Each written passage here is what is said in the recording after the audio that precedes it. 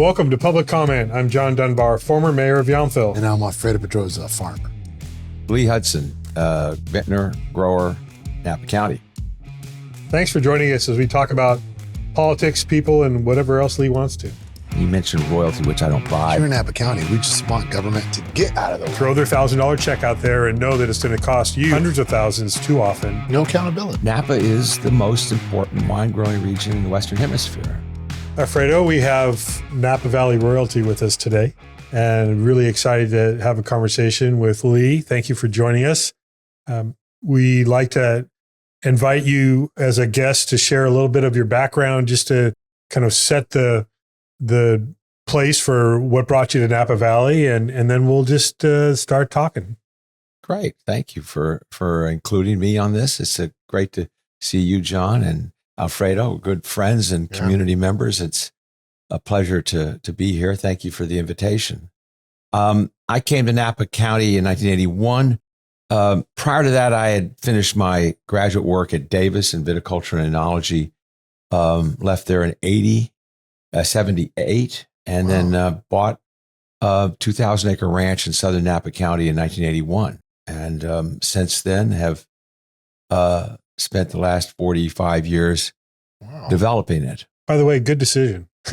It's been a great decision. In hindsight, it's been a fantastic decision. And when I did it, I was quite nervous and very anxious that maybe I was doing the wrong thing. It seemed like the right place, but it became much more of the right place as time evolved. I, being a grape grower for 45 years, I don't think there's a better place in California to do it. You have a great customer base. Yeah. You got great quality. And Napa is the most important wine growing region in the Western Hemisphere. And there's no doubt about that. And as we see the market contract and the challenges we see in the marketplace, it makes it even clearer how important Napa Valley is. True. in the wine world. Now, Lee, go ahead, John. Really. Oh, I appreciate it, John. But Lee, did you know you wanted to do this, right? Like you said, you went to Davis. I didn't know that about you. Yeah. But what made you want to say, hey, I'm going to go buy land in Napa County? Yeah. I was fortunate enough to, at a very early age, kind of have a passion. And my passion was planting and growing things. And so my senior class project was planting a garden. No way. And then when I graduated from high school, I went to University of Arizona, studied horticulture. And I wasn't quite sure what I actually wanted to do with horticulture, but I leaned towards non-agronomic crops, but horticultural crops. In other words, small scale, perennial fruit crops was my interest. And I never really thought about wine until 1974 when I came to the Napa Valley and took the tram up to the top of Sterling Vineyards. And I looked out over the Napa Valley in Calistoga, and it made me think of Yosemite. Yeah.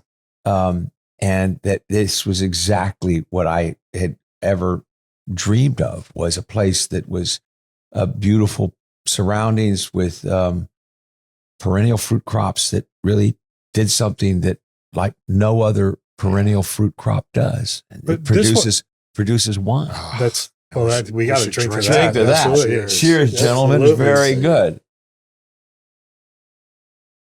So this wasn't really a career choice. This was a calling, it sounds like. Yeah, and I think that I talk to young people today and they ask me, well, what should I do? What should I do? I said, just listen. Listen, this whole calling thing is for real. People call it passion or they call it some purpose. To me, there was something that really called me to do this. And whatever that is, I've done it very deliberately with, passion wasn't always my driver. It was some sense of obligation. And something that really talked to me about it. And, greatest thing about the wine business and viticulture is the community that's around it. The people, you think about businesses not being aligned or not having something in common. The people in the North Coast and in California who grow grapes and make wine have more to share than they do to despair. Yeah. And we really have a sense of camaraderie that creates a great sense of fulfillment. And that is... You're spot on. I think I've shared in a previous story or in a pod, we were harvesting one time and I forget, it was in 2022. It was a little heavy and it was 2 a.m. and I needed more bins. And I knew that a buddy of mine, Rick Hoffman, smokes cigars and goes to bed late. So I called Rick at 2 a.m. I was like, hey, Rick, I know you're up. And I knew he had harvested the day before. So, hey, do you have any extra bins? He's like, I do. I'll be right over. Like 2 a.m. No, that's but it. To your point, that's Napa, right? And it's like, he brought him in and it's like, it's those things that you say and you don't think are true, but they're true because Rick will tell you. And that's what's unique about this industry, Lee, is so many stories around how Napa started have that similar tethering of good people helping each other, right? So, well, we've certainly seen it during crises, with wildfires, obviously, but also some of the other things we've had with flooding and COVID and people. Yeah, but people just like, I've got a tractor, I can cut a fire break or whatever. It can, and even the foundation of the Valley as a wine destination, the wine destination. It's like, if you need a tractor, I've got a tractor. If you need a ride to go get something, it wasn't, no, you're my competitor. It's you're my friend, my colleague, and it lifted everybody up. Yeah. You've been here through all that. Yeah. Well, and one of the things that, I think maybe to get into like current affairs, right? So we were in a previous podcast, we were talking about in France, the government is creating a plan to help growers, get paid to remove acres. Like the government is paying growers. And that scares me, Lee, of the government, essentially saying, we're going to help you get out of agriculture. Right. So I bring it to Napa. And what we were talking about earlier is like, here in Napa County, we just want government to get out of the way. Right. But we're not seeing, right, the energy, the initiative. So for you that you've been here, right, you've seen the ride. Like, what's your assessment of what's happening right now? Well, government is for and by the people, right? I don't know if they know that. and I think that a friend of mine was introduced the other day as a politician. I said, no, he's not a politician. He's a public servant. And the sense of being a public servant is a really important thing. We unfortunately live in a very materialistic world where gain is really measured not in reputation, but in dollars or in what you own. And that's not really what we are. It all comes down to your tombstone. There's only a handful of words that can be put on your tombstone. And those of us who are involved in the community have a responsibility to the community, for the community. And I think that type of spirit is really very much part of the American dream and the American ethos. I think it's still here. The world is so full of negativity today. And I think that this whole, this challenge what we hear everywhere about climate change and the end of the world, it's like, I don't think that's very good for us. Yeah. I think we need to think about the human environment. I think, look, the natural environment is a really fantastic thing, but we are the natural environment. And I would hope that we could find people who want to serve in government who really recognize that it's really for the community and not about them and what they think. And, but it also at the same time, I think it's important that they're bold and don't simply stand up to listen to total, absolute democracy. Sometimes we need just absolute leadership, which requires real gonads. Yeah. To use a technical term. Yeah. I mean, and I think we have to sometimes stand up against the kind of the people, what everybody's saying, and recognize here's the long-term benefit of what we have to do. And right now, many of us feel as if government's not on our side, but in our way. And I want to think that government should be on our side. And and how do we kind of, it's not just Napa County, it's the state of California. As a business person wanting to, do my best with my employees, which are the single most important part of my business, it's really challenging. There almost is, like, from a legislative perspective, something that's created a kind of a negativity between employees and employers.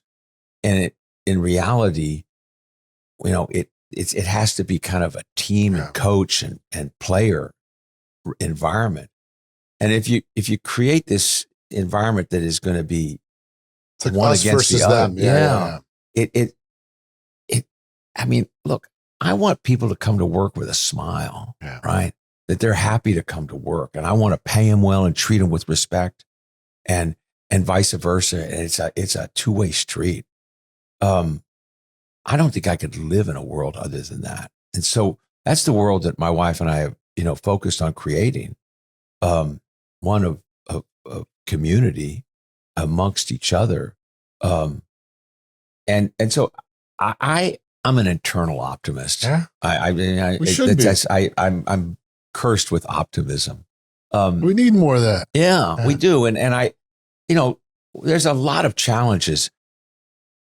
I think that there's a lot of people talking about the challenges that government is creating rather than help alleviate. I think on the state level, I think there's hope because things are so bad. It's easier for them to get better. And so we need legislators who recognize that they need to reduce the burden of regulation.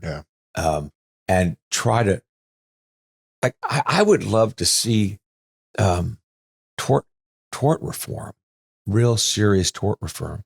One thing that would really help is if the plaintiff had to pay if they lost.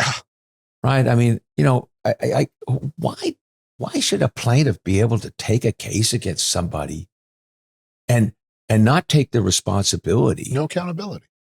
I mean, if they have a false claim, then they ought to pay for that false claim. In other words, if they go to court and they lose on, say, 6 out of 7 counts, well, they should pay 6/7 of the bill.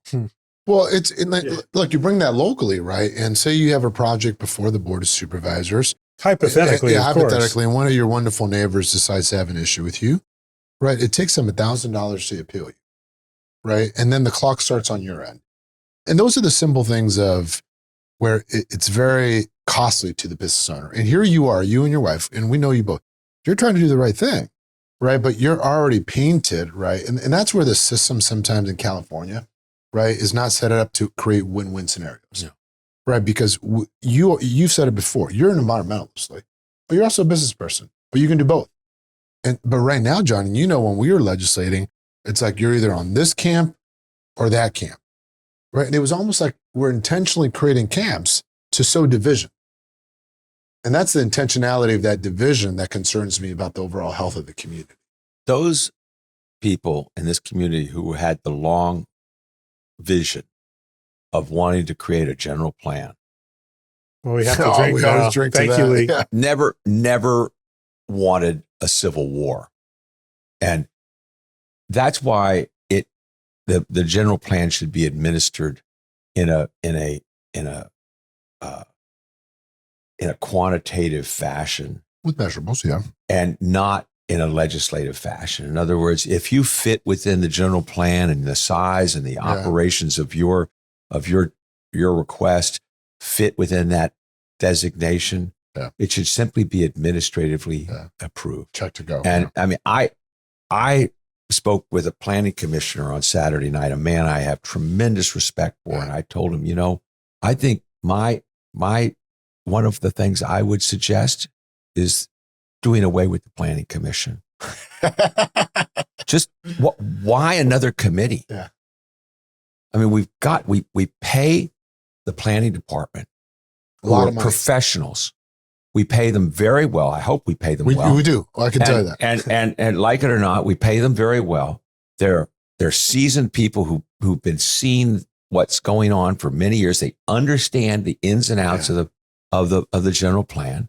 They make a recommendation to the supervisors, and the supervisors just accept accept it or they debate it. If the opponents of the job don't like it, they always can sue the guy after the planning. I mean, why does an applicant have to go through all these steps? Yeah. First, the project is cut in half at the planning department. Then it's cut in half at the commission. And then it goes to the supervisors. And if the supervisors approve it, then they go to court of law. And so that's insane. Yeah. There is the special interest part of that equation that really screws up the whole system. That you're right, that so many times I've gone to supervisor meetings that are an appeal of a decision the planning commission made on a project, and it's appealed by a special interest group who throw their $1,000 check out there and know that it's going to cost you as an applicant tens of thousands or more, hundreds of thousands too often, to defend what the experts working for the government, the county government, said is lawful. And that has happened so many times. And then what it comes down to too often is it goes to the Board of Supervisors and it's a vote count. How many of my supporters would support this and reelect me? And that's not the way the decisions are supposed to be made. And I would like to believe I didn't do that. I don't know. I don't think you did that. We need strong leadership that can sometimes tell friends and colleagues, I don't agree with that, but it's based in facts. But I'll tell you one thing though, and I love Lee's point because, I was a young supervisor, and I won't mention names, but it was two iconic people in Napa. One was submitting an application for a project. One was fighting the project, right? And it was two vintners. And it was for the first time that I saw industry groups or industry people fighting each other. And it was confusing, right? Because as industry owners with skin in the game, you all were sending a different message to the electeds, right? And I didn't know them, right? They were not donors. They were not friends. I just said, I want to be on the right side of this, right? Because it's part of what's right for Napa, right? And those were the moments that I started seeing the decoupling of Napa, though, a vintner saying, hey, I'm going to fight you. I was like, well, what are you fighting? And I think that has led to some of the issues that Napa County has been facing, because there's no more unified vision, in my opinion, right, of where Napa's going. And that's scary, though. Yeah, there's always a lot of opinions. The challenge was that I think when we developed the general plan and the winery definition and the hillside ordinance and all the things that are kind of fit inside the general plan, we felt as if we wanted to allow for as much discretion as possible. And I think the discretion has actually become the problem. Correct. And that it needs to be quantifiable and some way of saying, if you fit within these parameters, your project's a go. Yeah. I mean, like, and so, I did a project in 2016 and it started the project in 2014 and got approved in 2016. And, I thought that the planning department did a really good job of, you shouldn't ask for this. You shouldn't ask for this. Here's get closer to what your general plan designation really is telling you what to do. And, We did that, and we were fortunate. We didn't have a lot of neighbors, and we've been in the community for a long time, and I think we have a good reputation, and we haven't burnt too many bridges over the years, and so we didn't have one objection. I mean, we had 40 letters of support for our project, but not everybody's so fortunate, and I think that we need people to come to this community with capital and with good intentions, and we direct them about what you can do and you can't do in specific locations. Yeah. We need the general plan. This is a positive for the community. It's how it's being implemented in this divisive fashion that's so painful. But I think you're right, though, Lee. But when you all were doing that plan, it was knowing that discretion was going to be used to allow flexibility. Yeah. But the rules of the game have changed, though, right? Yeah. Where everything got weaponized and it became political at the Planning Commission and Board of Soups, right? Because you were getting haircuts and it's like, well, what's the logic? Well, because, so-and-so is appealing. Well, we can't support the entire ask. Correct, right? So we're not doing our job unless we reduce it somehow. But that's what, to your point, though. So I do think this new general plan can be the North Star. But right now is you got to make sure, because you're going to be in the middle of it right now, is, well, what is that general plan going to look like? Yeah. Right. Because right now I don't know what people want. And there might be people that say, hey, shut it down. Well, one thing that worries me already as we're getting into this process is hearing one of the supervisors say, we need to have this general plan update because clearly we didn't get it right before in 2008. Mm-hmm. And it's like, that's really discouraging to hear because it was right when it was written and times were different. And to minimize the effort and the collaboration that, because I got here in 98, but I wasn't active in the county nearly that much until 2005, 6. And so priorities were still evolving, but to say that we got it wrong is so short-sighted. It's like it's 2026 now, and things have changed in a lot of ways. The way the wine industry operates, the way land is protected through growing and harvesting of grapes, and we have wildfires like we have never seen before in the last decade. And so I hope the vision going forward, looking at the future, is with the same kind of open-mindedness and kind of support for the future that existed 20 years ago. But it's starting a little rocky as far as I'm concerned. But writing the general plan was a divisive thing as well. Sure. I mean, when you think about so the was debate, the ag preserve. Well, and the winery definition was a very divisive and very hard fought. I ask myself, I mean, how much time and money do we want to spend on rewriting the general plan? What's the budget? Is it $5 million? No, it's up to 6.5. Well, they just added $4.5 million to the budget for the general plan specifically. Yeah. And I think the county has to be really cautious about how they spend their money. I mean, the tax base is going to be reduced here. I mean, we're going to see a real shift with the vineyards. We're going to get 20% of the vineyard, maybe 25% of the vineyard removed from Napa County.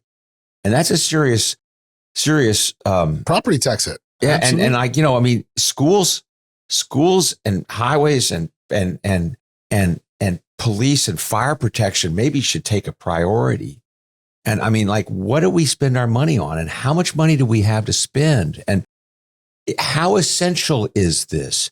When you think about essential services that government provides, I kind of put education and transportation and fire protection and public safety. Public safety is kind of priority number one. And so, these are challenging questions. So if I were a king, you mentioned royalty, which I don't buy, but if I were king, I like as young Tom Petty said, so, I would have the discretionary, non-discretionary camp of approvals of things that fit clearly within, and then the discretionary things. Then you had to pay. I mean, you have to then go through the whole process. But if you fit within the general plan, and these things are, I mean, it should move through as a non-discretionary project. And we need to help applicants. We want people to come to Napa County.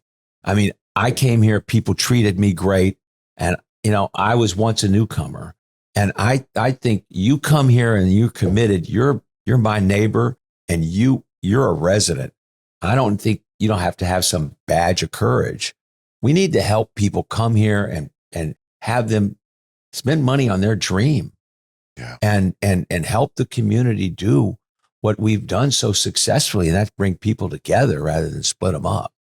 Have you seen the kind of challenges the industry is going through right now? Have you seen anything remotely similar in your decades of growing? Since 1970, we've never had a contraction.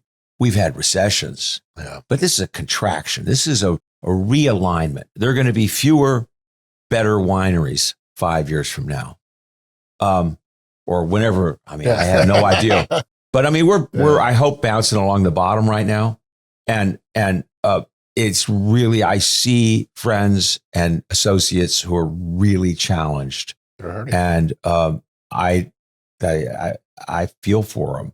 But this is something it's a worldwide wine contraction, and it's really only a couple percentage decrease, but this has been happening since 2018, 19. We just missed it because of COVID. Like the signs were there in 2018 and 19 that there was a dip in consumption. But if you look at the wine industry worldwide from 1970 to today, it's been growing at 5 or 10% nonstop. And so this is bad news for those people who are going to be seriously hurt. This is a kind of a required adjustment. I mean, it's not pretty, and I feel badly for those people who happen to have the timing wrong. But that also goes back to what we were talking about in terms of government serving, not obstructing business and local economic behavior, because the market is already doing that. Yeah. And people are losing their vineyard properties. They're potentially losing more than that, even homes potentially. I mean, it could get really bad as banks take over ownership. And there is this, I think, disconnect that some people think that all growers and vintners have plenty of money, they can absorb it. It's just their profit margin is dipping, and so they're complaining. No, it's like you say, a contraction. Like foreclosures are real; they're already happening. It's not a theory. And if we aren't going to continue to be the premier wine destination in the United States and one of the premier ones in the world, what then? Yeah. And we have such a special, amazing place here that stewardship. And I've said this so many times. No better stewardship than our wine growers and our vintners, because their entire livelihood depends on depends taking who care you of ask. taking care of the land. Some though. would disagree, though, John. Some do it better than others. Yeah, I know, maybe. See, I love that because my phone always rings, Lee. So we're in good company. But one of it's not his phone. It's No, the it's angels. It's a 30 It's minute. the angels. Yeah. Let me just turn this thing off. My apologies. But one of the questions, Lee, that I would ask you, because did you know Steve Molds? Yeah. Steve I Molds. saw his wife the other night. Yes, I just saw Betty too. Yeah, Betty is this great woman. But Steve was kind of like a compass for me, right? Because he was common sense middle. He knew we had to, be environmental stewards, but he also knew that Bisson needed to thrive, right? And I put you in the camp of you're a principal that understands the power of your voice. And you've been comfortable of calling balls and strikes, right? You've gone to board meetings. What is changing? Because I don't see everyone having the courage, I don't say courage, but the willingness to say, hey, we got to try to right size this, right? And I think that's critical because as elected officials, what we hear sometimes on any given Tuesday, we don't get to hear from people like you every day. And sometimes you think whoever's in the audience is the public opinion, and it's not. So how do we get more principals like you to get engaged, right? To talk about their views and the concerns. Yeah. And because we tried to crack that for how long, John? And it was hard. Yeah. Yeah. It's hard to, it's hard to show up on Tuesday at 9 o'clock and wait until 11 o'clock to say what you have to say. And when you actually have a whole bunch of irons in the fire and I think that maybe it's the obligation of the public servants, not use the word politician, but public servants to go out and speak with their constituents. Yeah. It's something that attitudes that people have. There's regulation and then there's attitudes. And, there are communities you can go into in the United States where people put their arm around you and say, what can I do for you? You want to come here into my community and you want to start a business, spend your good money and risk your livelihood right here in my community? That's an attitude. Well, what can I do for you? And I'm not saying that that's what the whole sentence should be, but it should at least be one of the clauses of the sentence. I mean, like, what can I do for you? I really want you to be part of my community. And this is the way we think about doing business in our community. Okay. And here's a general plan, and you can I will assist you in working through the challenges of the general plan. I'm here on your side. I'm here to help the tax base, to help the firemen, to help the policemen and the school teachers in our community do a better job and be better funded and have a brighter and sweeter community. Yeah. Look, we live in a human environment, not just a natural environment. Yeah. And people are really, really important. And we need people who have the courage to stand up and and get shot at, right? Because, we do live in a very divisive world, but I don't think that's anything new. The verbiage is new. The whole canceling thing is so weird. Well, and also the access to information, some of it real, some not, is more than ever before. Yeah. That's why I think we need to get the guiding light of a simple general plan and have it be non-discretionary if you fit within, if you clearly fit within it, and if you don't, make the applicant go through the whole. I guess the value of that, Lee, as a business owner and leader, is it gives you certainty, right, of what you can and cannot do. So that, hey, if I'm going to color in this box, it's going to require a longer process. Yeah. But at least you know that in the beginning, right? Yeah. Versus, and maybe instead of eliminating the planning commission, is they skip the planning commission. Yeah. If the planning department says this project fits completely inside, we've taken the applicant and we've made his project fit right inside their designation. Yeah. Boom. They get a free pass. Yeah. Look, I think it's Governor Shapiro from Pennsylvania. I sent it to someone in the county the other day. He has a program where it's kind of the permit reimbursement, that if you don't get your permit approved within, I think it was 7 days of submitting an application and it checks all the box, they'll refund the money back. But it's those type of accountability measures of saying, we're open for business, right? Now, you still got to play by the rules, because I think a lot of the misconception is that we're going to do away with the rules and it's a blah, blah, blah. No. But that's we need the rules. Look, the rules of engagement actually help us be good citizens and good business people. And we know what we can do from the get-go, and we go, okay, this is how I'm going to operate. I mean, I don't mind operating under the rules that I have right now, but I just don't think it should take 5 years to get an application. And I mean, it's just, we need, and I'm exaggerating. But very few maybe people, not in some cases, but really, an application process should be smooth and reasonable, and and the outcome should be understood by the applicant from the get-go. And those that have concerns too, though, right? Because part of the problem is someone that's opposing you says, well, I don't know what the measuring stick is. And I think that's fair. So there should be clarity on both sides, though.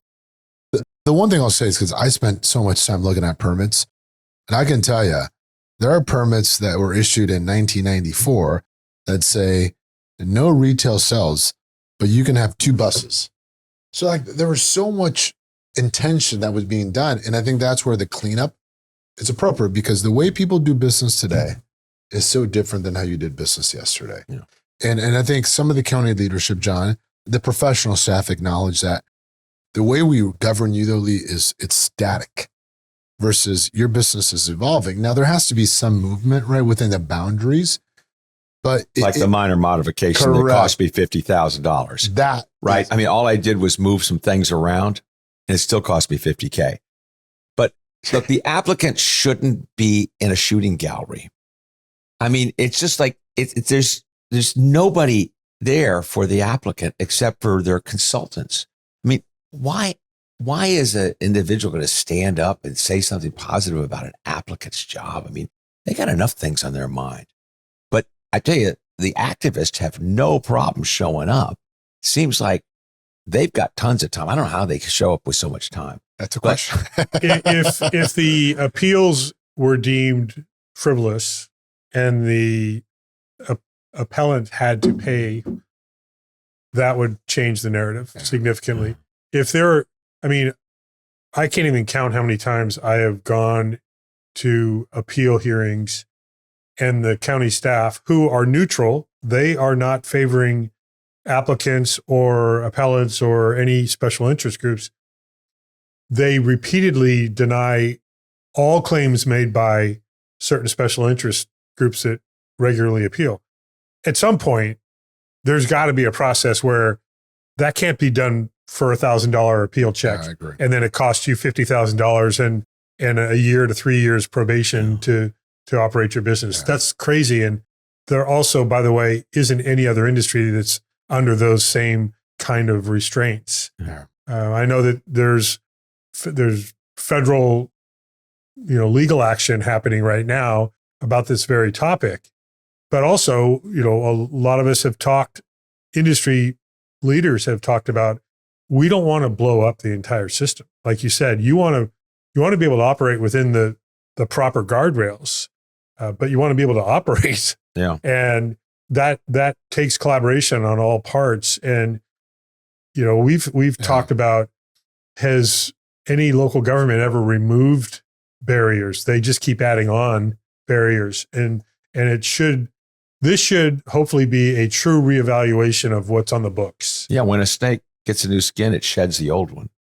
I mean, it's just, the applicant is really under fire. And it's this so an applicant is deemed like a problem because they represent growth, and growth is bad.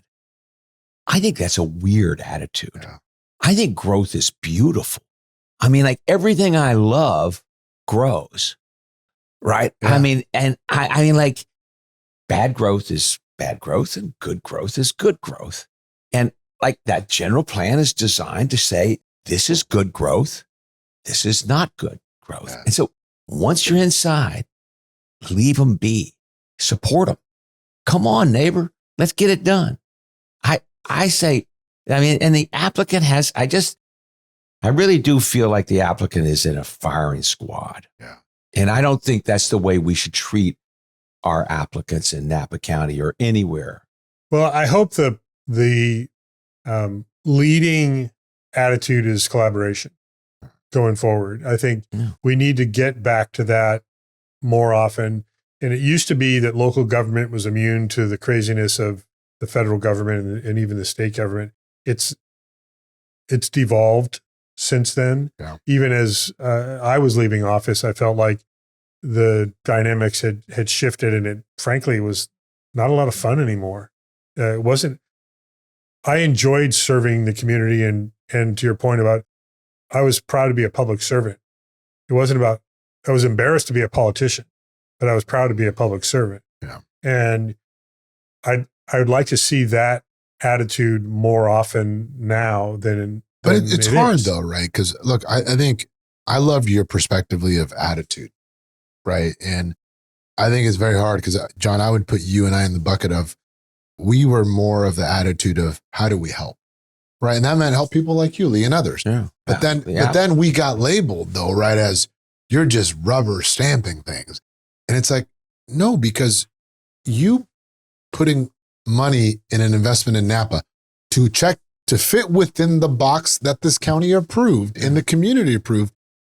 And now you're made out to be like, oh, you're bad because you're growing something, and we're bad because we're supporting that. But There's yeah, no rubber stamps. yeah, but exactly. There are But, no rubber but the stamps. optics though, right? Hardly. And I hope, because I think that's what's changed though, Lee, is it's going to be harder for people like John and I and others who were never about like, hey, you're going to get 100% of your time, but we're reasonable, right? And I think that's what we got to make sure that industry understands is it is getting harder. And I like your emphasis on the general plan, because that should be, I'm a Catholic, I'm not saying that's the Bible, but like if it's in there, it's in there, right? And you got to make sure that people understand. So let me just kind of ask you for a concluding statement about what do you see the future, maybe the next 5 to 10 years? Well, it's going to be at least 4 years for a general plan, but medium to longer term projection for the Napa Valley. What's your vision? Because you've been here a long time and you plan on staying for a long time. So, generally speaking, it's the economy that changes things. It's not, our attitudes are defined by the economy. And when things do really well, then we're probably real strict about how we do things. And we saw it in 2008 and 9. And then there was a reaction in 2012 and 13 with all the projects they approved. I hope that we can do this kind of successfully and that we don't change our principles, but change how we interpret them. And our principles of not preserving, but conserving our land and helping agriculture be the principal business in Napa County. I hope we don't lose that principle. That would be a shame. The economy, we're going to see a lot of wineries that are empty and not making wine in Napa County. Mm-hmm. It's happening all over California, not just here, but large companies are consolidating their operations, and wineries that were small independent wineries are now vacant. This is going to be something that we're going to see here in 2026, 7, 8, 9, and 10 is a lot of vested wineries that are empty and not making wine. That's going to be a challenge for the community of what we're going to do with those. They have permits to do all sorts of things. And so, and there'll be new owners who will come in and buy them. That right now we're going to see a big shift in who owns the land around Napa County. There's right now everything is for sale. If they aren't saying it's for sale, it is for sale. and prices are. It's just a great opportunity for people with capital who want to come into the valley, which is good and bad, right? It's good and bad, but there's going to be this major change here. We're in process. This contraction is going to squeeze some things. I would think that our community's values are probably not going to stay the same. Stay somewhat the same. The strong lean towards having a kind of a country club environment around here of like the people who don't want anything to change, like I've got my ticket, I got my membership, I got mine, no one else. That's going to take a little bit more than just a cycle to change, but we are like I have a friend who is a winemaker and he's a young man, much quarter my age, and he's gung ho and he wants to build a winery. And I says, God, why don't you buy a winery? Why don't you buy a winery? It's cheaper. It's cheaper, and it's done, and you know exactly what it's going to cost you. Yeah. And So, I mean, some of these wineries are going to get recycled in a very positive way. I mean, maybe it'll give some opportunity for some younger people with skinnier pocketbooks to come in and do something interesting. We need young people. I'm an old man. We need young people who have the same level of drive and interest.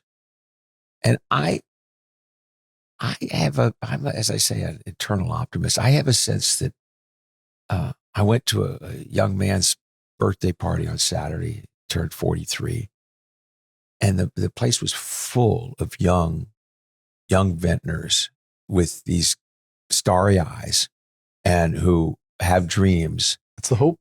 And hope. And like, yeah, one of them who his father and I went to Davis together. He's a young man, works for a very successful winery in the Valley, and wife and child. And he has a property that he was about to plant vineyard. And he said, Lee, I think I might just buy a vineyard and not plant the land I have. And I might even buy a winery. And I mean, it gives this guy who, he's a very successful young man. It might be a great opportunity. So I think there's a lot of surprises. I like that. I think there's a lot of great surprises that we're going to see. They're coming. So there's still optimism. Oh, yeah. And there's going to be some good and there's going to be some bad. Yeah. And God bless the good and the bad. I mean, that's the yin and yang, isn't it? That's the girl and the boy. Well, I love that. Let's toast to that. Let's end on that. Yeah. To the hope, to the dreamers, and to youth. Alfredo, I really respect and appreciate Lee and his dedication to the Napa Valley. And he's really, I loved hearing how this has been a calling for him to live a life that he's proud of. What I hope is that there are others that are doing the same thing. I know that we know people that are, but we need to make it easier, not harder, for folks like Lee to be successful. Well, look, he kept, saying your buzzword of the general plan, which I know got you all excited. I'm not drinking, John. I have this thought here. But what I do take away, though, right, is like owners wanting predictability, right? Of like, if we're going to invest money in this community, what's the rule book? What's the goalpost? But it's the goalpost for the owner, and it's also a goalpost for the naysayers, maybe, of what the rules of engagement are, right? So I really enjoyed him saying that. And look, I was expecting maybe some fireworks, I know Lee, but came, talking about attitude, which is so appropriate, right? Of that's the tone for culture, right? And to me, in a moment when you have other communities that are saying, here's a red carpet, come, we'll help you, we encourage you. Napa's like, red sign, red flag, appeal process, planning commission. He said some nice things that got me going about wanting to get rid of the planning commission. I'm like, yes, right? But I know where that's coming from. It's not coming from a place of, we don't want oversight. It's coming from a place of, let's be efficient, right? I agree, and I appreciate we got kind of a measured Lee today, and I know that there is a lot of passion that he carries, a lot of folks do, but it can't just be talk, and it's not just talk with Lee. It has to be action, and I think you and I, providing a platform for a lot of folks to share their thoughts that agree with us, we have to take action and really press our elected officials to support our industry. It is what we need to be successful for everything else that we consider priorities and are of real value for Napa County. John, and I tend to have some great thoughts on the porch, right? And I don't, like when we say industry, it's almost like we're defining a group or a class. Napa Valley is wine. Napa Valley is the wine industry. And it's almost like support Napa Valley, who we are, right? And guess what? We're 50,000 acres, probably less now, but Napa Valley also has over 100,000 acres in conservation with a land trust. That's Napa Valley. So you're choosing to support something that also creates that good, right, of 100,000 acres in conservation. And we also heard some stories, around Lee, around what he does for his employees offline. And to me, that was so important because he didn't say it to be braggadocious, to be bragging. He said it because it's the right thing to do. And you and I know, John, there's more principals like him that do the right thing, not for a marketing gimmick, but because they believe in it. Like, that's how lucky Napa County is to have people like him and others that are investing here. And yet we have people that want to fight them with $1,000 check, and then they run up the clock. We got to get rid of that. But he also talked about being on the firing squad when you're going through the process. That's not what you want someone that's investing money into our community feeling. Like, you're going to have to go before the firing squad? Like, that's crazy, John. Well, I'll just say, let's toast to Lee and people like Lee. To the good ones.